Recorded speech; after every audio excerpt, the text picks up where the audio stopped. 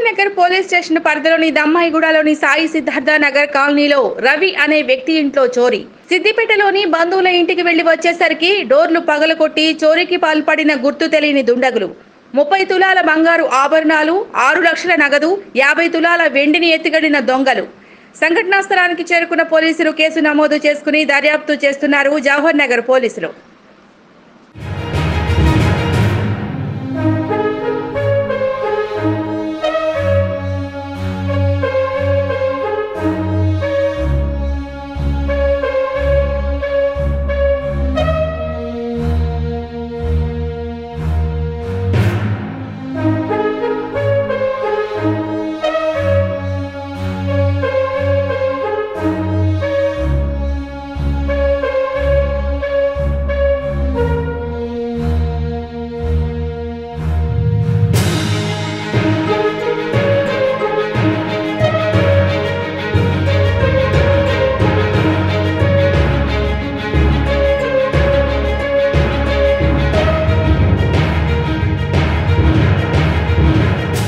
Jawahar Nagar police station పరిధిలోని దమ్మాయిగూడలోని సాయి సిద్ధార్థ నగర్ కాలనీలో రవి అనే వ్యక్తి ఇంట్లో చోరీ. సిద్దిపేటలోని బంధువుల ఇంటికి వెళ్లి వచ్చేసరికి డోర్లు పగలగొట్టి చోరీకి పాల్పడిన గుర్తు తెలియని దుండగులు 30 తులాల బంగారు ఆభరణాలు, 6 లక్షల నగదు, 50 తులాల వెండిని ఎత్తిగడిన దొంగలు.